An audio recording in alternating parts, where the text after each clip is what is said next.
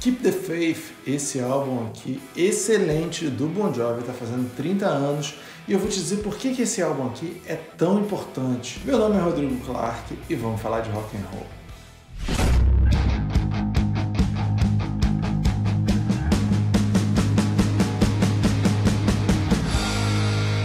O álbum Keep the Faith do Bon Jovi foi lançado no final de 92 e já é um clássico, está fazendo 30 anos agora. Vamos entender por que esse álbum é tão importante, por que ele mudou a carreira do Bon Jovi e como que ele foi influente na música de maneira geral, lá na época que ele foi lançado. Mas antes, claro, você que chegou agora aqui no canal, faça sua inscrição, porque aqui a gente fala de músicas e bandas que você gosta e você não vai querer dar mole de perder nenhum vídeo, né?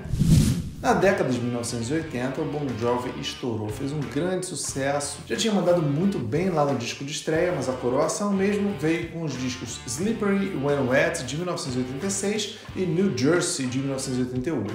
E é bom lembrar que nos anos 80, o estilo musical que estava mais em alta era esse hard rock. Ah, o Bon Jovi fazia hard rock farofa.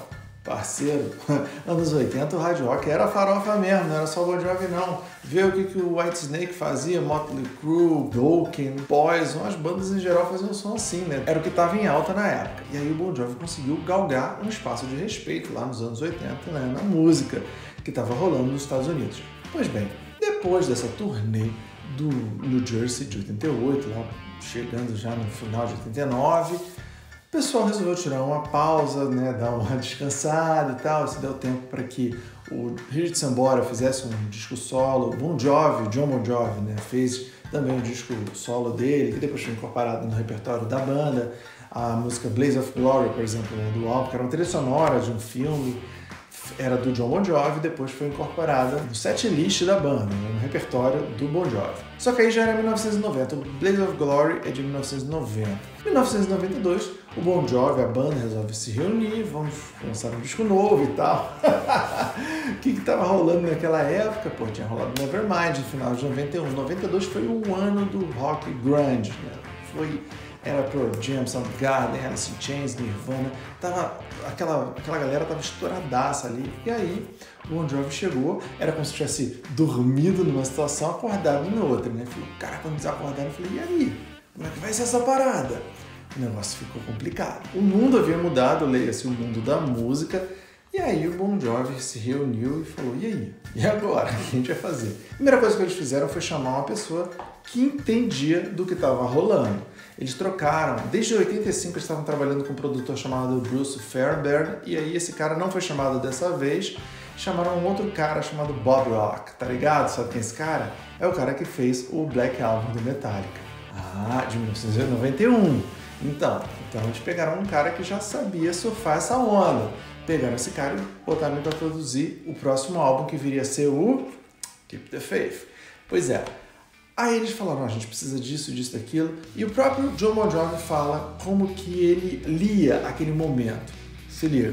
Quando voltamos a nos reunir em uma sala em Vancouver, fechamos a porta e ignoramos o que havia acontecido com o nosso gênero musical. Fomos chutados nos dentes pelo Nirvana. Mas não prestamos atenção nisso. Nos livramos dos clichês, escrevemos letras com consciência social e cortamos o cabelo. Não fiz uma música grunge, nem fui para o rap, mas eu sabia que não poderia compor Living on a Prayer de novo. Então eu tentei. E funcionou. Além dessas mudanças estéticas e sonoras, mudanças de estilo, o Bon Jovi também teve uma mudança assim, administrativa. Eles estavam com um empresário chamado Doc McGhee, que foi dispensado, e eles mesmos resolveram que iam se auto-administrar. Aí criaram uma empresa chamada Bon Jovi Management e passaram a administrar a própria banda, a própria carreira. E eles começaram a rascunhar o que seria esse novo álbum. Esse álbum tem 13 músicas, como eu já vou te mostrar. Porém, o Bon Jovi chegou a criar pelo menos umas 30 músicas na época. Algumas foram aproveitadas no álbum seguinte, que é considerado o irmão mais novo do Keep the Faith, que você sabe é o These Days. Mas o que importa é que o John Bon Jovi estava muito obstinado nessa nova fase, ele queria fazer um trabalho bem feito. Então a grande parte dessas músicas tem a assinatura do próprio John Bon Jovi, seja sozinho ou em parceria com o Richard Sambora.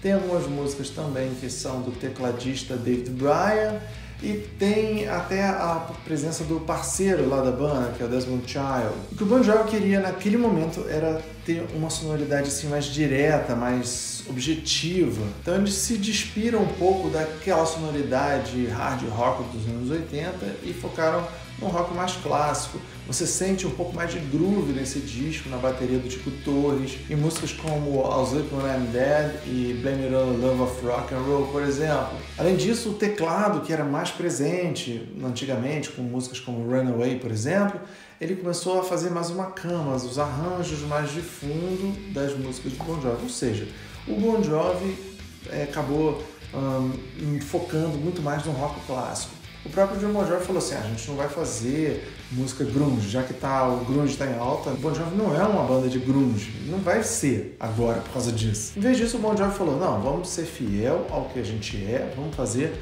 um som característico do Bon Jovi. E aí eles deram uma nova roupagem no visual, como você pode ver, eu vou te mostrar aqui no encaixe do CD as fotos dele. Você vê assim no próprio disco, tá vendo? Aqui embaixo tem uma calça com uma bota, né? O Bon Jovi tem esse lance meio cowboy. A capinha do disco é o pessoal com as mãos aqui no verso tem a foto da galera da banda, tá vendo? Todos eles aqui. Esse aqui foi o último álbum com o Alec John Such no baixo, tá aqui, acreditado aqui, tá vendo?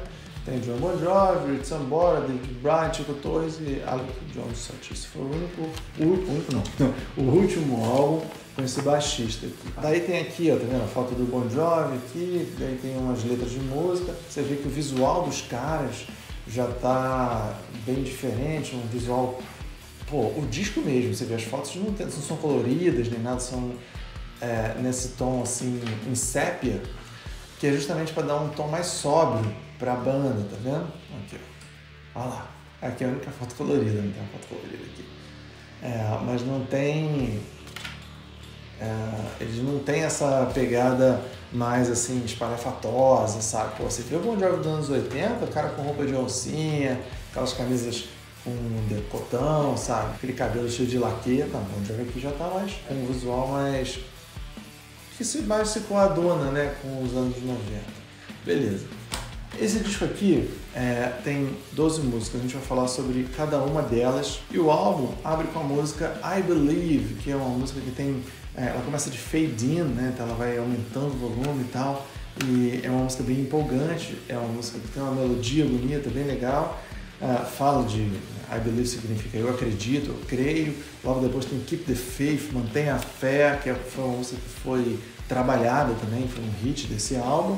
E depois vem I'll Sleep When I'm Dead, né? Tipo, eu dormirei quando eu morrer. 7 Days of Saturday is all that I need. Get a need for Sunday, because I don't rest in peace. Não preciso de domingo, porque eu não vou descansar em paz. E depois tem In These Arms, que é uma bela balada. Essa música é maneira. Essa música é maneira. Pô, essa música é legal. Você não gosta? Fala sério. Aí depois vem Bed of Roses, grande hit desse álbum.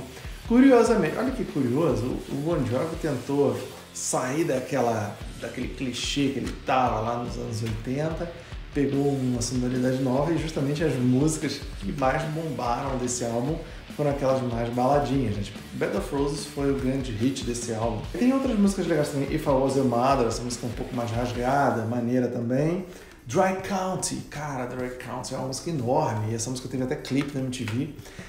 E essa música tem uma coisa interessante, ela é um pouco balada e tal, mas não é uma balada açucarada, sabe? Ela é balada porque ela começa meio lenta e tal, mas não chega a ser uma coisa piegas, que é muito interessante. E aí, essa música tem um solo de guitarra, um solo melódico e tal, e aí cai assim, tipo, num interlúdio, né? E aí vai aquele crescente, né? E de repente estoura num puta solo de guitarra animal. Esse solo de guitarra tu tem que ouvir. Se você não ouviu, cara, você nunca ouviu nada de guitarra do Richard Sambora. Porque esse, pra mim, é o solo de guitarra mais maneiro que o Richard Sambora já criou, já gravou. É muito bom. Escuta o segundo, tá? O segundo solo de guitarra de Dry County, que é a 7ª música desse álbum Keep the Faith. Aí depois tem Woman in Love, que é legal também, Fear. São músicas um pouco mais agitadas, até que vem a 10ª música, I Want You. Essa música sem vergonha. Essa música, se você não gosta, eu vou ter que te dar razão, porque Pô, essa música é muito cafona. I want you. All I've got is my guitar, these chords and the truth. Ele fala, tudo que eu tenho é minha guitarra, esses acordes e a verdade, mas tudo que eu quero é você. Caraca, meu Deus, que coisa mais cafona. É muito ruim. Então, Bon Jovi sendo Bon Jovi nessa música. Essa música podia ter sido limada. Mas, para aquelas pessoas que têm aquela dor incondicional de cotovelo, essa música tá aí para representar essa galera. Mas essa música não chega a ser insuportável, não. Ela só é assim, tipo, uma dose muito alta de glicemia. Então, se você tem, assim, tipo, uma predisposição a diabetes, não escuta essa música. Mas depois o Bon Jovi se corrige e faz uma música muito boa chamada Blame It on the Love of Rock and Roll. Essa música, cara, é muito boa. É uma das melhores desse álbum, com certeza, sabe? Uma das melhores da história do Bon Jovi. Apesar de que muita gente não conhece criminosamente, porque essa música deveria ser conhecida. Se você não conhece a música, vai escutar essa música agora, que é a 11ª música do Keep the Faith. Se chama Blame It on the Love of Rock and Roll, ou seja, culpe o rock and roll, né? Culpe o amor pelo rock and roll. E a letra dessa música é fantástica. O cara fala assim que quando era criança tentaram exorcizar ele, levar ele para um padre e tal, para ele tentar se curar dessa paixão que ele tinha pelo rock and roll. E o refrão, cara, não podia ser melhor. Ele fala, It feels so good that it ought to be legal, ou seja, é uma sensação tão boa que deveria até ser ilegal. Pô, demais, genial. Então essa música é muito boa, e essa música tem uma pegada muito Rolling Stones. Você vai ouvir essa música, você vai ver que o Bon Jovi fez essa música super inspirado em Rolling Stones. Aí depois tem Little Bit of Soul, que para muitos é a última música, a 12ª, mas tem uma faixa extra aqui, que é Save a Prayer, que é uma faixa que tem exclusivamente aqui no CD. Não sei se está lá nas plataformas de streaming ou não, mas nesse CD aqui tem. E é muito boa, cara, muito maneira também. Agora, destaque desse álbum para mim são a primeira música, né, I Believe, Keep the Faith, I'll Sleep When I'm Dead, In Desire. As 4 primeiras músicas você pode ouvir direto, né? Bed of Roses, se você é um cara romântico, beleza. Aí depois If I Was Your Mother, muito boa, e Dry County, essas daí também, sabe? Então a música 1, 2, 3, 4, a 6 e a 7. Aí depois você ouve a 11ª música, que é Blame It on the Love of Rock and Roll. Se você ouvir só essas, já tá bom pra caramba. Mas esse é um álbum pra você ouvir inteiro. Foi um álbum muito bem pensado, muito bem planejado, muito bem gravado, com maestria pelo mago Bob Rock, né, que foi o produtor. Então o Keep the Faith, ele é muito importante porque ele é um divisor de águas na carreira, na discografia do Bon Jovi. Foi a partir desse álbum que o Bon Jovi começou uma nova musicalidade, uma nova sonoridade. Tem o Bon Jovi dos anos 80, com Born to Be My Baby, You Give Love a Bad Name, Living on a Prayer e tal.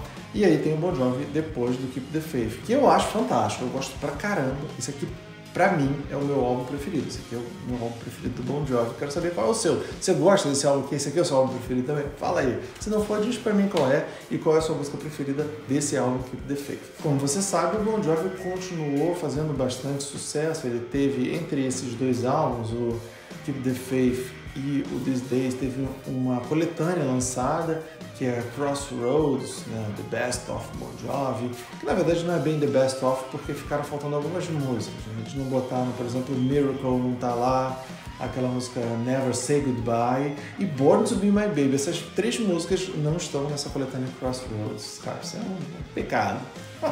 Mas tem outras músicas legais, tem Living on a Prayer, Give Love a Bad Name, e tem uma música que era inédita, naquela época foi lançada nesse álbum como inédita, que é Always, uma baladinha que eu acho pavorosa. Nossa, eu acho essa música muito... Mas a minha opinião não importa, porque essa música foi um grande sucesso, foi um estouro, e o Bon Jovi conseguiu se manter super em alta. Então o Bon Jovi mandou muito bem aí no gerenciamento de carreira, teve visão, falou assim, ó, a gente vai fazer isso. E soube também chamar aquelas parcerias, né, aquelas pessoas certas, contratar as pessoas certas para ajudar a banda a se manter, né, a se atualizar e se manter no mercado. Para mim, esse álbum aqui é o começo de um novo Bon Jovi, para muita gente é o fim daquele outro Bon Jovi, né? Na verdade é os dois, mas depende de como que você encara isso, depende de qual é o seu Bon Jovi preferido. Então eu quero que você me diga aí o que você acha desse álbum, se você prefere o Bon Jovi dos anos 90 ou o Bon Jovi dos anos 80. Fala aí, eu quero saber a sua opinião sobre o Bon Jovi, sobre o Keep the Faith, sobre essa transição que sofreu o Bon Jovi. Comenta aí pra mim. Muito obrigado pela sua atenção, até a próxima, só no Gesto Rock and Roll.